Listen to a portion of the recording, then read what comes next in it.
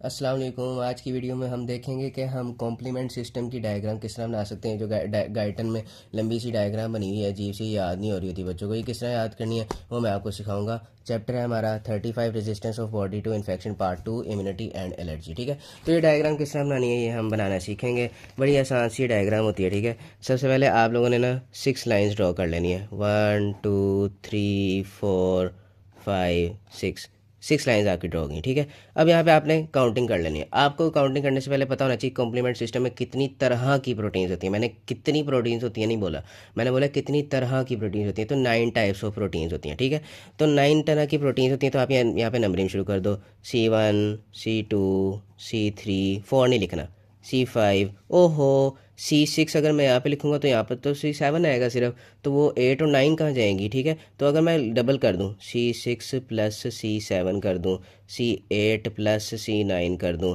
ठीक है, तो आसान हो जाएगा ना काम। ठीक है, आसान हो गया काम।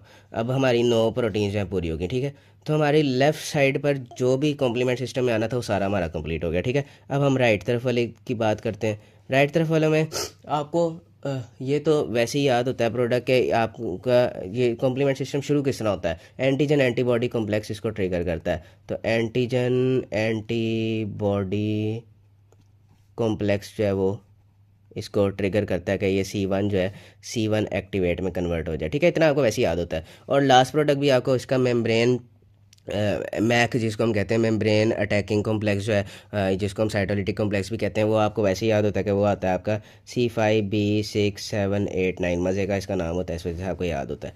ठीक है, ये डैश किस किस पे लगानी है मैं बताता हूँ। डैश आपने उस पे लगानी है जिसमें ना जिसने आगे इन्वॉल्व होना होता है। मसलन ये इसने आगे इन्वॉल्व होना होता है। ठीक है, इस तरह इसका आगे फंक्शन है कि इसने लाइसिस करवानी है सेल की, इस वजह से हम इसको भी डैश लगा देते हैं। ठीक है, इसको मैंने सर्कल क्यों किया मैं बाद में बताता हूँ आपको। अच्छा खैर, जब आप इतना बना लेते हो ना, अब आपको ये याद होना चाहिए कि दूसरा तीसरा और चौथा, यानी कि दूसरी लाइन तीसरी लाइन चौथी लाइन, इधर ना दो दो प्रोडक्ट्स बनते हैं, दो दो प्रोडक्ट्स बनने हैं। ठीक है, और बाकी सब में एक एक बनता है, मतलब इधर भी एक बना, इधर भी एक बना और ये भी एक बना था। ठीक है, तो ये एक एक ही प्रोडक्ट बनेगा। अच्छा, अब ये हम देख रहे हैं कि 4 हमने C4 नहीं लिखा कहीं पे, तो C4 कहाँ जाएगा। C4 जो है देखो ये 2 होता है ना, 2 2 या 4 होता है, इस तरह याद कर लो या याद कर लो। 2 लिखा है ना यहाँ पे, इसका मतलब यहाँ पे भी 2 होना चाहिए। ठीक है, तो आप सिंपली यहाँ पे C4 यूँ लिख लो। और C4 मैंने इधर क्यों लिखा इधर क्यों नहीं लिखा वो भी मैं बाद में बताता हूँ, याद करने में आसानी के लिए बताता हूँ।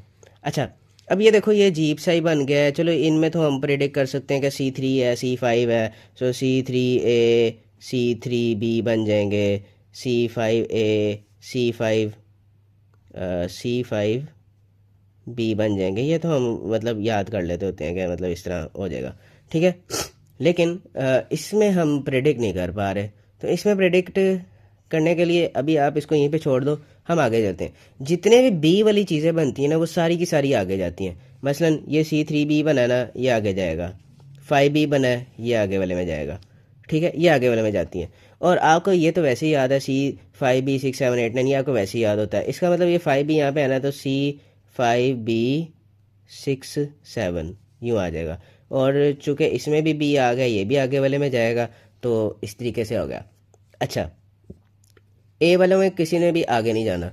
अब इसमें आपने किस तरह प्रेडिक्ट करना है, ये क्या होगा। अब ये जहन में आता है जी ये 1 आ गया तो 1 4 2 इस तरह का कुछ बन जाए यहाँ पर, या अगर हम इन्हीं वाले हिसाब से चलेंगे 3 है और 5 था तो 3A 3B बन गया, 5A 5B बन गया था। ठीक है, तो अगर हम इस हिसाब से चलें तो हमें होना चाहिए कि यहाँ पे C4A plus 4B C2A plus C2B, मतलब इस तरह के 4 बन जाएंगे, 2A 2B 4A 4B, इस तरह का कुछ बन जाना चाहिए। तो हम जो है इतने ज़्यादा लिखने की बजाय पहले वाला क्या है, इतने ज़्यादा लिखने की बजाय आप सिंपली इन दोनों को मिला लो, यानी कि 4 और 2 था ना, आप सिंपली यहाँ पे C42 लिख लो। ठीक है, अच्छा, और दूसरा क्या है, अगला क्या होना चाहिए, 4A 4B 2A 2B इस तरह का होना चाहिए ना। तो आप इतना लंबा ना छोड़ो, आप सिंपली पहले वाला ही लिख लो C4A। ठीक है, और ए वाले किसी ने भी आगे नहीं जाना था। अब ये बिल्कुल ही अजीब सा बना है ना, A B बना है, मतलब बिल्कुल ही अजीब सा बना है। इसमें कोई मतलब अल्फ़ाबेट नहीं आ रहा, इनमें अल्फ़ाबेट आ रहा था ना, इसमें अल्फ़ाबेट नहीं आ रहा। इसका मतलब ये एक एक्सेप्शनल केस है, ये डबल डबल काम करेगा, इधर भी जाएगा और इधर भी जाएगा। ठीक हो गया, ये हो गया आपका डायग्राम। हाँ, अब देखो जितने भी आगे जा रहे थे ना उन सब में हमने, मतलब ये आगे गया ना, इसमें हमने ये लाइन लगाई, इस तरह बी वाले जितने भी आगे गए हैं ये भी आगे गया, ये भी आगे गया, इन पे लाइन आ जाएगी, ठीक है। और ये भी बी वाले हैं, मतलब इन पे भी लाइंस आ जाएंगी, ठीक है। ये आपको याद हो गया। अब इसमें आपने फंक्शन किस किस का याद करना है। जितने भी ए वाले हैं जो आगे नहीं गए उनका आपने फंक्शन याद कर लेना है। 3A है, 4A है, 5A है, ठीक है। लेकिन ये 3B का आपने वाइट ब्लड सेल्स के भी अंदर फंक्शन पढ़ा था, क्या WBCs वगैरह, जो वाइट ब्लड सेल वाले चैप्टर में हमने फंक्शन पढ़ा था इसका ऑप्सोनाइजेशन वाला, तो इसका रोल होता है, तो इसका भी रोल पढ़ लेना है। और बाकी आखिरी वाला है तुम्हारा साइटोलिटिक कॉम्प्लेक्स, का तो रोल पढ़ना ही पढ़ना है, ठीक है। अच्छा, अब जितने भी ए वाले हैं इनका एक कॉमन रोल होता है। डायग्राम आपने जितनी भी आनी थी बन गई, हमारी डायग्राम पूरी होगी, आगे इनके रोल्स हैं। तो ये जितने भी ए वाले इन तीनों का एक ही रोल है, और वो एक ही रोल क्या है, वो है एक्टिवेट बेसोफिल्स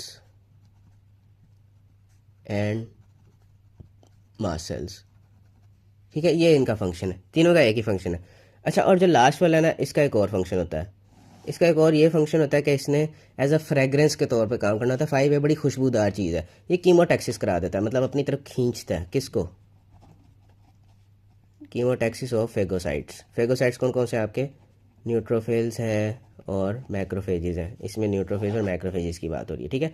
अच्छा, और अब 3B आ गया। 3B का हमने फंक्शन पढ़ा, एक ही था, ऑप्सोनाइजेशन का, ठीक है। तो इस तरीके से हमारी ये पूरे का पूरा कॉम्प्लीमेंट सिस्टम जो है वो कंप्लीट हो जाता है, ठीक है। तो बस यही था।